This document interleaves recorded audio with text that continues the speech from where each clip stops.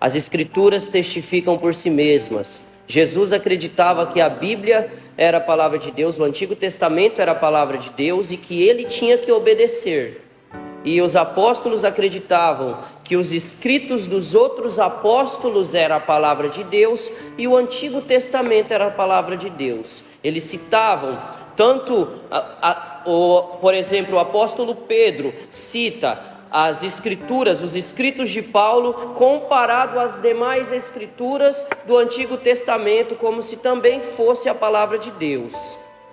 E Jesus cita sempre os profetas, cita sempre a Torá, cita sempre a lei de Moisés, os Salmos, porque ele também acreditava que as escrituras do Antigo Testamento era a palavra de Deus, e a palavra de Deus ela é viva e eficaz, mais cortante que espada de dois gumes, que penetra entre alma e espírito, juntas e medulas, e é apta para discernir as intenções do coração humano. E nós temos aqui diante de nós este homem chamado Jeremias, um profeta que viveu,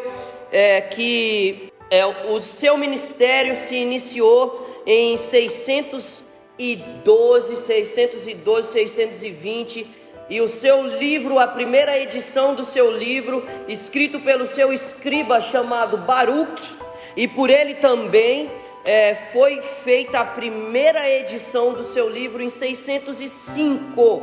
O nome Jeremias significa o Senhor exalta. Jeremias significa o Senhor exalta. Jeremias pregou que Deus mandaria o império babilônico para exilar, para cercar Jerusalém, para prender Judá, porque 100 anos, olha, Israel estava dividida nesse momento de Jeremias aqui, 600 e poucos, 500 e poucos antes de Cristo, o povo de Deus estava dividido nas duas potências da terra prometida, que era Israel e Judá. Israel era o reino do norte, Judá era o reino do sul. Israel já estava em exílio nesse momento, que Jeremias, não exílio babilônico, mas o exílio de um povo chamado os assírios. Então Jeremias está no Judá, ele era um filho de sacerdote, ele também era da classe sacerdotal, e ele era de uma cidade chamada Anote, no território da tribo de Benjamim.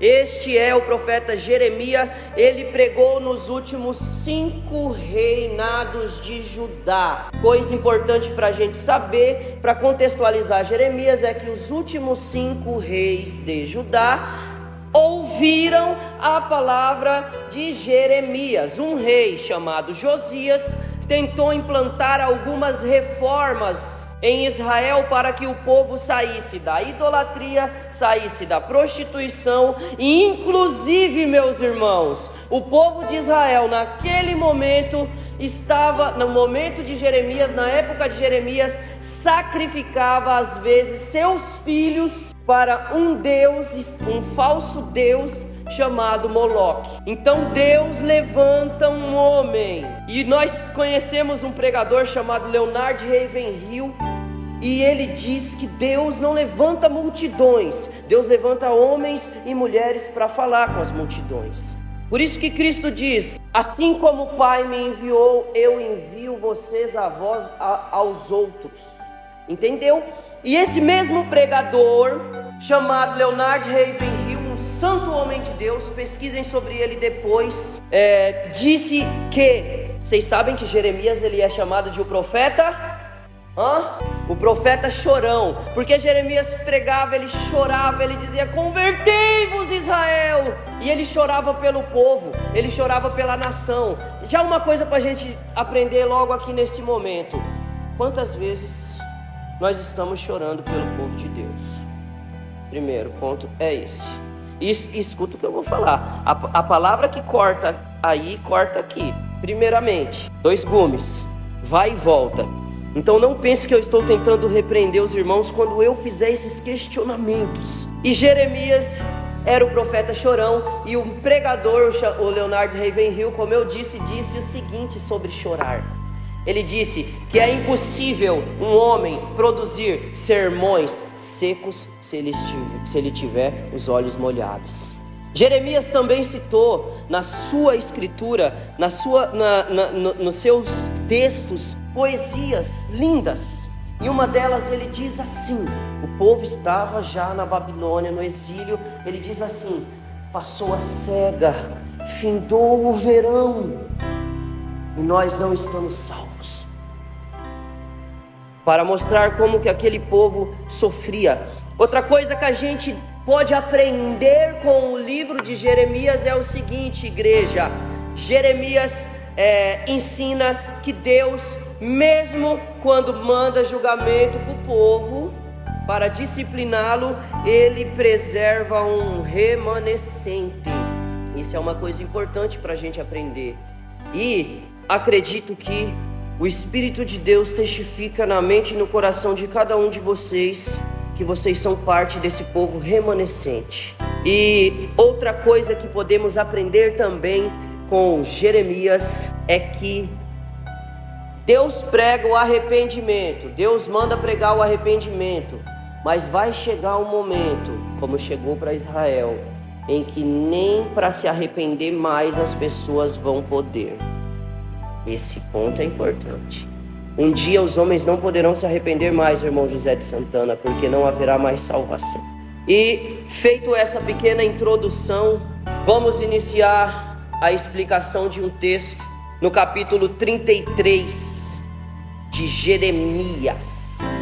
Aleluia. A palavra aleluia, aleluia, em hebraico é um convite. Eu já falei isso para os irmãos alguma vez. Aleluia, aleluia é um convite que significa assim: vamos louvar o Senhor? É uma pergunta. Vamos louvar o Senhor? Ou então, louvemos ao Senhor, Dona Maria. Então, quando ouvistes aleluia, é a palavra de Deus dizendo: me louve. 33, versículo 1. Promessas de paz e prosperidade é o título sugestivo. E me perdoe dizer aqui, muitas das vezes esses títulos sugestivos, eles limitam a gente, porque o texto é tão rico, e a gente já lê esse título e já vai para a leitura para procurar somente o que está no texto, no título sugestivo. Versículo 1, quando Deus manda a palavra a Jeremias pela segunda vez, veio a palavra do Senhor a Jeremias segunda vez, estando ele ainda encarcerado no pátio da guarda, dizendo... O que a gente pode aprender com esse versículo aqui, meus amados, é que, primeiramente, quando o Senhor constitui alguém como um servo, um profeta, um pregador, uma pregadora, um evangelista, uma evangelista, um cristão, uma mulher cristã, Ele fala mais de uma vez com a gente. E a palavra vem sobre nós. Segundo, estando ele ainda encarcerado. Jeremias aqui estava preso.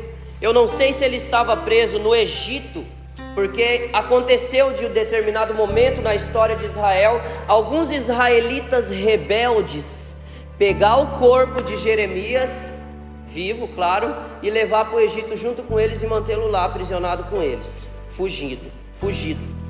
Então aqui Jeremias estava encarcerado pela segunda vez.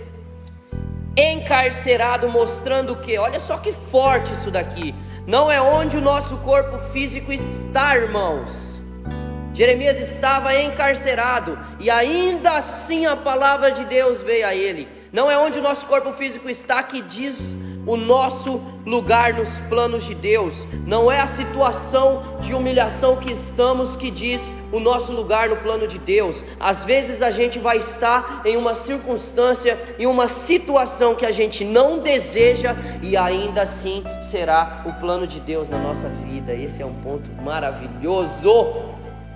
Tremam sobre a soberania de Deus, mesmo que nós estejamos em circunstâncias que não são as mais favoráveis, Deus não perde o seu poder. E aí a palavra que veio foi: assim diz o Senhor que faz estas coisas, o Senhor que as forma para as estabelecer. Senhor é o seu nome, Adonai é o seu nome. Primeiramente, Jeremias estava passando para aquelas pessoas que estavam ali com ele, que o Senhor era quem controlava a história, que governava a história da humanidade. Eis o Senhor que faz estas coisas, o Senhor que as forma para as estabelecer. A palavra de Deus diz: Deus levanta reinos e abate reinos. Quando Pôncio Pilatos falou para Jesus: não sabeis que eu tenho poder para te livrar? Jesus disse o que para ele? Nenhum poder te seria dado se não te fosse enviado do alto. Pilatos, exatamente, nenhum poder seria dado se não te fosse dado do alto. E aí, é este o princípio. Toda autoridade revestida no planeta Terra vem do alto. E a palavra de Deus que o Senhor revela a Jeremias é a seguinte, versículo 3: invoca-me e te responderei, anunciar-te-ei coisas grandes e ocultas que não sabes. Irmãos, em outras traduções, a escritura nesse versículo diz: clame a mim que te responderei. Olha só, meus irmãos, que delícia receber essas palavras diretamente do Eterno.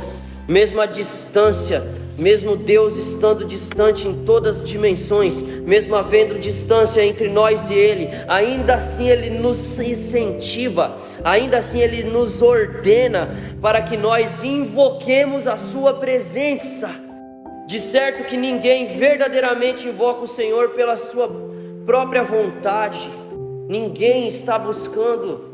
A Escritura diz: não há um justo sequer, não há quem entenda, não há quem busque a Deus. É por isso que Deus tem que iluminar os nossos corações, para que assim os nossos corações se inclinem a buscá-lo.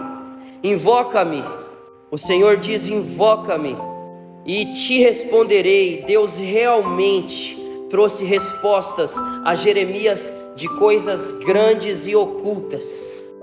Uma das coisas grandes e ocultas que Deus trouxe a Jeremias foi o reinado do próprio Cristo, o reinado do próprio Messias. No versículo 14 em diante fala sobre isso, versículo 12 também fala sobre isso, o reinado de Jesus, o reinado de Messias. E foi o que eu disse aqui? 605 anos antes de Jesus, Jeremias já pregava sobre Jesus. Olha que maravilha. Por quê? Por que ele pregava? Porque o Senhor disse: e anunciar-te-ei coisas grandes e ocultas que não sabes. É por isso que é aconselhado que todas as vezes que nós vamos estudar, ler as Escrituras, primeiramente nós devemos nos aproximar das Escrituras com esta atitude e esse comportamento: Senhor, eu não sei de nada. Senhor, ilumina os meus olhos. Senhor, abre os meus ouvidos. Senhor, me ensina.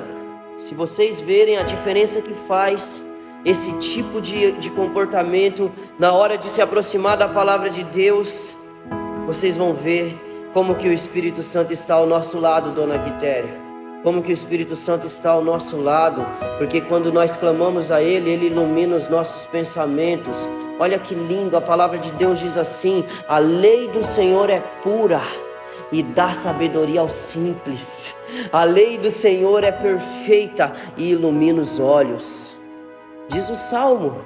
Esse é o princípio: invoca-me. E aí nós vemos, porque assim diz o Senhor Deus à casa de Israel, e Deus vai proferir aqui a condenação, a destruição. Vai dizer que a casa de Israel será derrubada, e que as casas que as pessoas moram seriam utilizadas como trincheiras, muros para se defender dos soldados babilônicos. E olha o que ele fala: que ele iria fazer de Israel, na sua peleja contra os caldeus, uma cidade cheia de cadáveres de homens.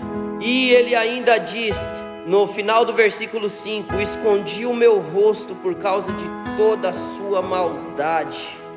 Que foram essas coisas que eu falei na introdução. ao livro de Jeremias, né? Que era a prostituição, idolatria de falsos deuses, inclusive